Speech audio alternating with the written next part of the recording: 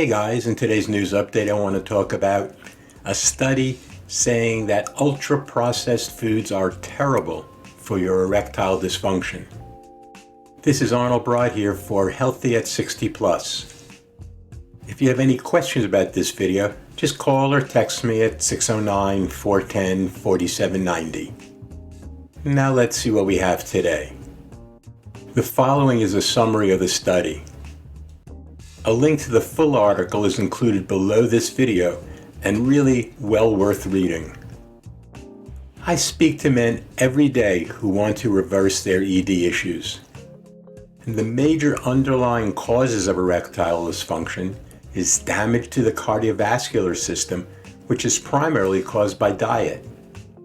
So here's the summary that we were talking about.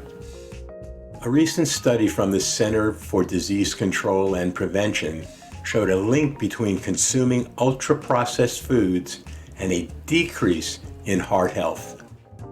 The study was based on interviews with over 13,000 patients. Surprisingly, Americans currently get 50% of their daily calories from ultra-processed foods.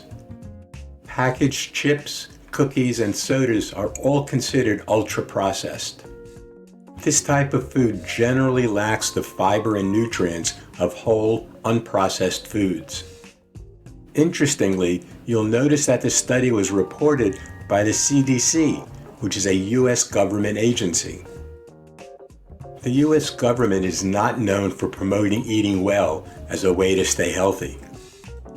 The lawmakers in the U.S. government are heavily lobbied by big food and big pharma, so you really know where their loyalties lie.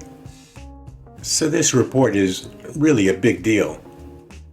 So I would recommend looking at what you eat and see how much ultra-processed food is in your diet. If you have any questions about this video, just call or text me at 609-410-4790. To be informed of new videos, just subscribe to my channel and click like for this video. I want to thank you for stopping by today and watching this video.